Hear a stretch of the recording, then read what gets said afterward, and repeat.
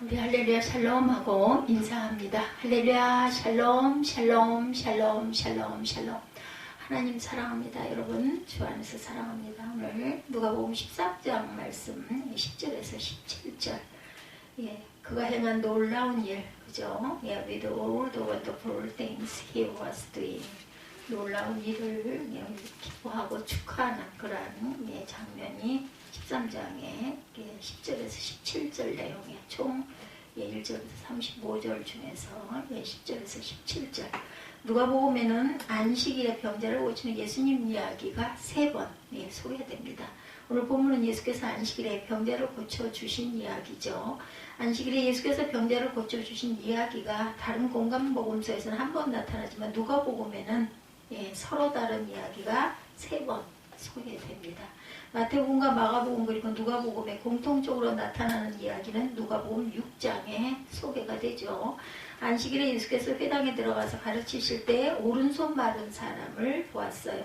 서기관과 바리새인들은 예수께서 무엇을 하시는지 엿보고 있다가 안식일에 병을 고치신 이유를 고발하죠. 그 마음을 아는 예수께서 도리어 손 마른 사람을 회당 한가운데 세우시고 고쳐주세요. 그러면서 말씀하시죠. 안식일에 선을 행하는 것과 악을 행하는 것, 생명을 구하는 것과 죽이는 것 어느 것이 옳으냐. 누가복음 6장 9절에 이렇게 나옵니다. 이 내용은 마태복음과 마가복음에는 기록되어 있는 공통 본문이죠. 그런데 다른 복음서에는 없는 내용이 누가복음에 추가가 되었는데 오늘 본문이 그중 하나라는 것. 누가복음 13장 말씀은 앞서 6장의 내용과 비슷한 맥락 안에 있습니다. 내용은 이렇죠. 예수께서 안식일에 한 회당에 들어가셨고 그곳에서 가르치실 때 18해 된 귀신 들린 꼬부라져 조금도 펴지 못하는 한 여인을 발견합니다. 그리고 그 여인을 부르시고 내가 내 병에서 놓였다 이렇게 선포하시고 안수해 주시는 장면입니다. 이제 여인의 몸이 곧게 펴졌고 하나님 앞에서 영광을 돌렸다는 이야기, 6장의 내용과는 크게 다르지 않은 흐름입니다. 이어지는 내용은 여인을 고치신 일이 안식일의 문제와 연결되어 있다는 점이 분명히 나타나죠. 18년 동안이나 꼬부라져서 살아가던 여인의 몸이 곧게 펴지고 하나님께 영광을 돌리는 모습을 보자 회당장이 화를 내면서 무리들 앞에서 뭐라 그래요? 일을 해야 할 날이 엿새나 있는데 그죠? 엿새 가운데 어느 날에든지 와서 고침을 받지 안식일에는 그렇게 해서는 안 된다라는 거예요. 누가복음 13장 14절 중에 이렇게 같이 말씀을 증거하고 있습니다. 회당장의 말을 들은 예수께서 대답하시죠. 너희 위선자들아 너희는 저마다 안식일에도 소나 나귀를 외양간에서 풀어내서 끌고 나가 물먹이지 않냐. 그렇다면 아브라함의 딸인 이 여자가 18회 동안이나 사단에게 매여 있었으니 안식일에라도 그 매임에서 풀어주는 게 마땅하지 않겠느냐라는 거죠. 15, 6절에 이렇게 말씀하시자 반대하는 사람들이 부끄러워하였고 모인 무리들이 그것을 보고 기뻐하였다는 내용으로 이야기는 끝납니다. 어떻게 돼 있어요? 홈런을 치신 거예요. 홈런. 그죠? 다음 장에 누가복음 14장은 수종병 든 사람을 고쳐주신 예수님 이야기를 전하면서 안식일에 대한 또 다른 말씀을 전합니다. 14장에는 종합해 보면 누가복음에는 예수께서 안식일에 병자를 고치신 서로 다른 사건이 이렇게 세 곳에 나타난다. 이 사실은 하나님께서 누가복음을 통해서 이 이야기를 매우 중요하게 다루기를 원하신다라는 의미입니다. 그렇다면 하나님께서 오늘 본문을 통해 계시하시는 말씀은 무엇일까? 오늘 본문을 좀 더 자세하게 살펴보면서 주님께서 우리에게 주시는 뜻을 묵상하며 깨닫기를 원합니다. 18회 동안이나 귀신에 매여있던 한 여인이 등장을 하죠. 안식일에 예수께서 회당으로 들어가 가르치고 계실 때 그곳에 있던 한 여인을 보셨어요. 그 여인은 꼬부라져서 얼굴을 들지 못하였고 하늘을 바라볼 수 없을 만큼 굽어 있었다. 지금 같으면은 그죠? 수술을 해서 펴줄 수도 있으련만 그때는 그렇지가 못했어요. 의술이. 단순히 자세가 잘못된 상태가 아니에요. 성경엔 그 여인이 귀신에 들려 앓고 있었다 이렇게 증거합니다. 한마디로 그 여인은 귀신에게 지배당하는 사람이었다. 16절에서 예수께서 여인을 두고 사단에게 매임받은 아브라함의 딸이다 이렇게 표현을 하고 있어요. 그죠? 16절 봅니다. 18회 동안 사단에게 매임받은 이 아브라함의 딸을 안식일에 매임해서 푸는 것이 합당하지 아니하냐. 이렇게 얘기하죠. 누가복음 19장 9절에도 증거하고 로마서 4장 16절에도 증거합니다.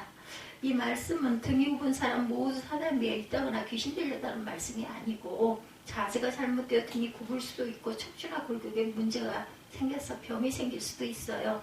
근데 등이 굽은 일이 때로는 의학적인 문제가 아닌 사단의 문제와 연결될 수도 있다는 사실을 성경이 밝히고 있습니다. 다르게 표현하자면 살아가는 일상의 다양한 곳에 귀신 들림 혹은 사단에게 매이는 경험을 할 수도 있다는 것. 언뜻 보면 병이고 잘못된 습관에서는 일반적인 현상일 수도 있지만 때로는 사단에게 붙잡힌 포로와 같은 삶을 살고 있다라는 말씀입니다. 모두가 돈을 좋아하며 경제적인 활동들을 해요. 그죠? 그런데 그런 사람들 중에 사단에게 매인받은 사람들이 있을 수 있다. 돈과 재물에 매여 꼼짝달싹 못하고 돈을 버는 일에, 돈을 지키는 일에만 몰두하며 살아가는 사람, 사단이 그에게 돈을 믿기로 해서 그를 붙잡아 내어놓는 사람들이 있습니다. 가난한 사람은 가난한 대로 돈 때문에 비굴해지거나 돈이 없어서 열등감을 갖게 되죠. 부자는 부자대로 돈을 빼앗기지 않으려고 더욱 강박해지고 다른 사람에게 과시하려는 교만을 행하기도 하죠. 선거 때 돈을 뿌리며 유세하던 한 후보가 낙선을 하고 난 뒤에 후회하면서 이야기를 하더랍니다. 정말 그때는 뭔가 홀린 것 같았어. 무슨 짓을 해서든지 선거에 꼭 이겨야 한다는 생각뿐이었습니다. 그때는 어느 누구의 충고도 들리지가 않더군요. 우리가 사는 세상을 가만히 살펴보면 많은 경우에 인간은 자신의 힘으로 자유롭게 살기보다는 어떤 힘에 압도되어서 벗어나지 못하고 노예처럼 살 때가 있습니다. 병원에 가보면 많은 사람들이 병의 힘에 눌려있는 것들이 보이죠. 그죠? 웬 아픈 사람들은 그렇게 많은지요. 그죠? 한 번 병에 걸리면 좀처럼 그 힘에서 벗어나기가 쉽지가 않습니다. 꼼짝없이 병상에 누워 병만을 극복하기 위해 모든 것을 쏟고 있는 모습을 보면 안타깝기도 해요. 병만이 우리를 붙잡는 것이 아니죠. 정욕에 빠져서 이생의 매력에 압도되어서 정신을 차리지 못하는 사람들 있습니다. 사단은 성적인 것, 정욕과 탐심을 매개로 우리를 붙잡고 놓아주지 않을 때가 있다는 것.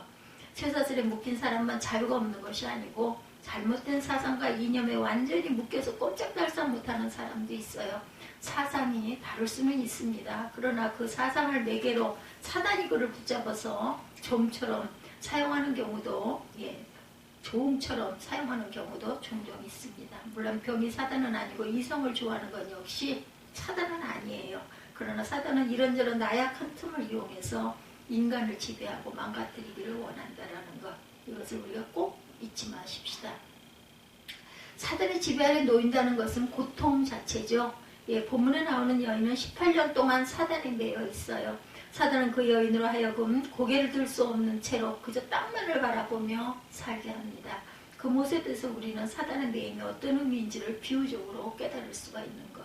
사탄은 그녀가 하늘을 우러러볼 수 없도록 조종하고 있었고 18년 동안 땅만 보며 산 여인의 인생, 이것이 귀신 들린 사람의 모습이다. 땅, 무슨 뜻인지 아시겠죠? 하늘을 보면 새가 날아가고 하늘을 보면 우주가 있고 하늘을 보면 별이 빛납니다.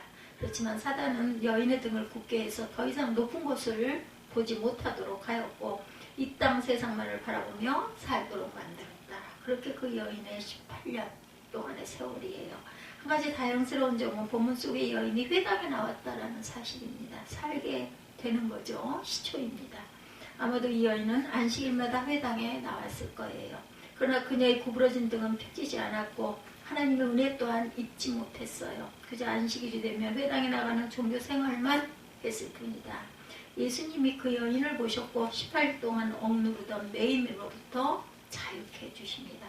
그러던 중에 예수께서 회당에 들어오신 그 사건 그리고 여인을 보시고 우리가 읽은 그 성경에 단순하게 그리고 담담하게 묘사하고 있지만 원문은 굉장히 극적인 모습으로 표현합니다. 11절 원문은 이렇게 시작해요. 카이 이드균에 그러고 보라 한 여인이 이렇게 나와 있어요. 성경은 한 여인을 집중하도록 요청하면서 예수님에게서 이 여인이 드러나고 있음을 알려주죠. 이어지는 12절 원문에 보면 이돈데 아우텐 호 예수스 보셨다 그 여인을 누가? 예수께서. 흥미롭게도 원문은 보셨다는 말을 먼저 초두에 둡니다. 귀신 들리고 꼬부라진 여인, 18년 동안 숨어 있었던 여인, 땅만을 바라보고 안식일마다 회당 마당을 밟던 그 여인을 주님께서 보셨다 이렇게 증언해요.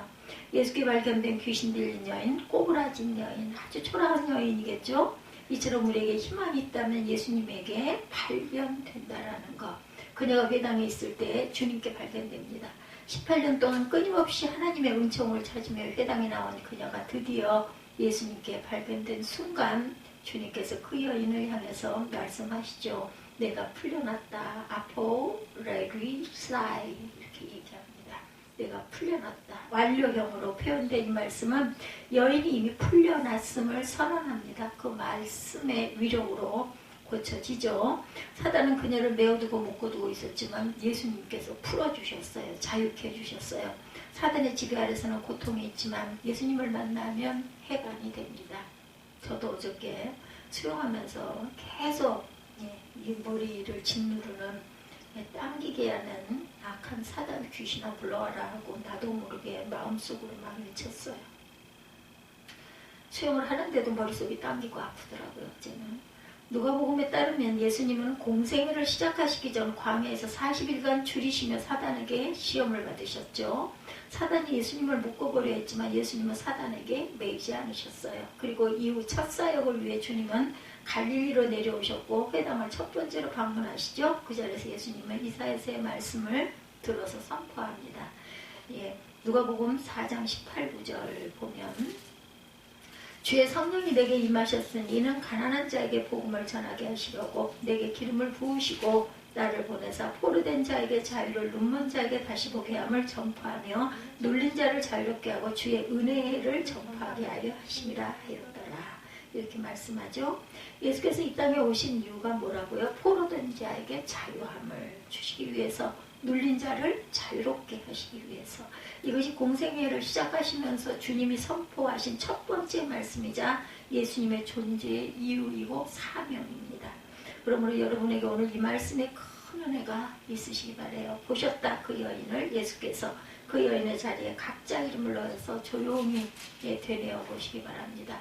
보셨다 나를 예수께서 이렇게 말씀하는 거죠. 내가 풀려났다. 어디에서 죽을 병에서, 더러운 습관에서, 욕심에서, 집착에서 이렇게 해야 한다고 생각했던 아집에서, 고정관념에서, 헛된 이념에서 붙잡혔던 모든 것에서 내가 한나야, 내가 풀려났다. 묶였던 것에서 나는 너에게 자유를 준다. 이것이 주님의 복음이며 주님께서 우리에게 주시는 선물이자 은혜입니다.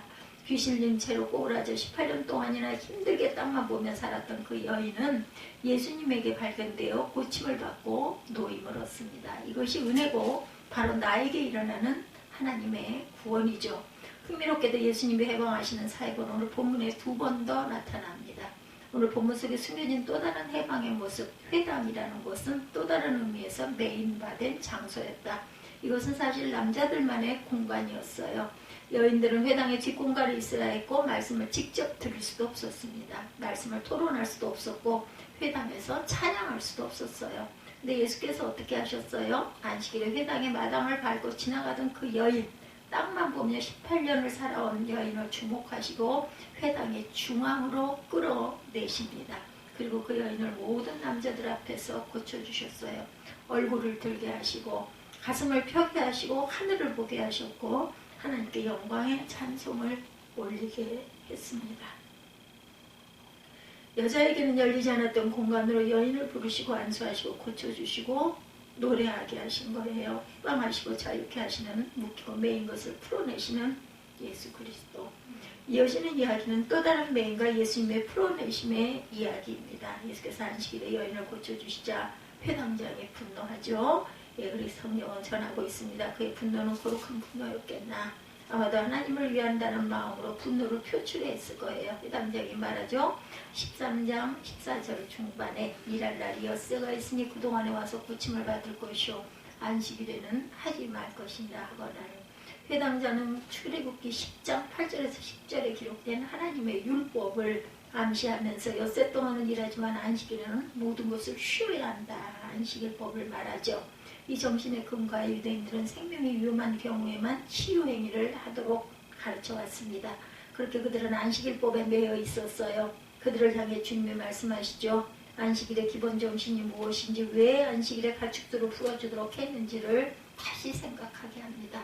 너희가 각각 안식일에 자기의 소나 나귀를 외양간에서 풀어내어 이끌고 가서 물을 먹이지 아니하느냐. 15절이죠. 주님이 이 말씀을 통해 안식일을 만드신 이유를 너희들 생각해봐라 명하시죠. 노동에서 쉼을 얻기 위함이 아니었는지 모든 매었던 것에서 풀림을 받고 참된 자유를 누리게 하신 하나님 뜻이 드러나는 자리가 안식일이 아니겠느냐라고 물었죠. 거꾸로 반문을 하죠. 그러나 인간은 또 다른 조건으로 안식일을 묶어내고 제한을 둠으로 도리어 안식일에 묶여 버린 상황들을 만듭니다. 그래서 예수님은 안식일의 법과 규례를 깨뜨리고 계시죠. 안식일의 기본 정신으로 다시 돌아가도 잘못해서 깼다 너희들. 참된 자유와 참된 해방을 누리는 날로서의 안식일로 돌아가도록 요청을 하셨다라는 것. 묶인 날을 풀려서 더더욱 해방되는 날로 누리도록 요청하시죠. 주님께서 영광을 돌리고 주님께서는 영광을 돌리고 찬송을 올려드리는 날로서의 안식일을 다시 세워가고 계신 거예요. 여자든지 남자든지 하나님의 모든 피조물이 은혜에 감격하여 찬송하는 날로서의 안식일이다. 주님은 안식일법과 규례에 매여있는 아이들을 풀어서 자유케 하셨어요. 그러므로 예수님은 참된 자유를 주시는 분입니다. 모든 것을 푸시고 자유케 하시는 예수님, 그분이 바로 우리가 믿고 있는 예수 그리스도이시죠. 우리 주님께서 말씀하세요. 너희가 나의 말에 머물러 있으면 너희는 참으로 나의 제자들이다. 그리고 너희는 진리를 알게 될 것이며 진리가 너희를 자유롭게 하리라. 요한복음 8장 31, 2절이죠. 참된 자유가 예수에게 있어요. 그 자유를 주시고 해방을 주시고자 주님께서 이 땅에 오셨습니다. 주님이 주시는 자유와 해방을 통해 노임과 풀림을 통해 하나님의 나라가 이루어지는 것이죠. 예수 그리스도 안에 나타난 하나님의 나라는 모든 매임에서 자유케 하는 나라. 오늘 본문은 이어지는 겨자씨와 누룩 비유와도 연관성이 있습니다. 내용은 하나님의 나라가 무엇과 같겠느냐. 마치 채소밭에 갖다 놓고 싶은 겨자씨와 같다. 그것이 자라나 나무가 되고 그것에 공중의 새들이 와서 머물게 된다. 하나님의 나라는 무엇과도 같다고요? 밀가루에 넣은 누룩과도 같아서 보기에는 작아 보이지만 결국 모든 것을 변화시키는 누룩과 같다라는 거죠. 예. 하나님의 나라는 여러분들 무엇일까요? 그 나라는 매임에서 풀리는 나라고 포로된 곳에서 해방되는 나라입니다. 주님은 그 일을 이미 땅에서 시작하셨고 그 일은 여전히 현재 지금 오늘 여기서도 진행 중에 있다라는 것. 작은 것 같으나 결국은 크게 되고 영향을 미칠 수 없을 것 같으나 결국은 모든 것에 영향을 미치게 될 나라. 이것이 바로 하나님의 나라입니다. 이것을 믿음으로 보는 일이 아주 중요합니다. 그러나 절대로 경거망동, 조급해서는 안 된다라는 것. 사단은 조급함을 통해 우리를 또다시 매여두려고 할 거예요. 믿음이 필요하죠. 믿음으로 이 나라를 기대하며 바라는 것. 그리고 그 일에 함께 동참하고 나서는 것이 필요합니다. 예, 코로나19 이제 많이 잠잠해졌어요. 근데 정말 그 하나의 그 뭐라 그러죠? 그 중간기에 아직은 그죠? 난옛 해가지고 다들 벗어도 된다고 하는데도 다들 쓰고 있으니까요. 혼자 벗기가 참 민망하고 그렇더라고요. 그냥 어떻게 해야 될 줄을 모르겠어. 나는 정말로 안 쓰고 싶은데. 예. 그런 과도기는 반드시 있다라는 거 정신을 더 차려야 되겠죠. 주님은 우리가 코로나 바이러스에 매여 있기를 원치 않으십니다. 이것으로부터 자유로워지고 해방되기를 원하시죠. 마스크를 쓰지 말자는 말씀도 아니고 백신을 맞지 말자는 것도 아니. 할 건 다 해야 돼요. 조심해야 되죠. 이것으로부터 자유로워지고 해방되기를 원하죠. 예, 마스크를 꼭 쓰되 방역도 열심히 해야 되지만 병은 병이고 바이러스는 바이러스일 뿐이다. 바이러스를 매개로 우리가 사단에게 매이는 일이 절대로 있어서는 안 되겠다는 거죠. 이 일로 인하여 우리의 모든 것이 위축된다면, 특별히 신앙이 위축된다면 매이는 일이 될 것이다. 신문에 국민일보에 났더라고요. 첫 번째 마스크를 풀어도 되는 마지막 30일 이후에 수요 예배를 드렸대요. 그런데 합청 소리도 찬양 소리도 더 커지고 통성기도 소리도 커지고 분위기가 그러다 보니까 아주 달라졌다. 이런 내용을 제가 봤습니다. 맞아요. 마스크 쓰고 찬양하려고 그러면 얼마나 답답해요.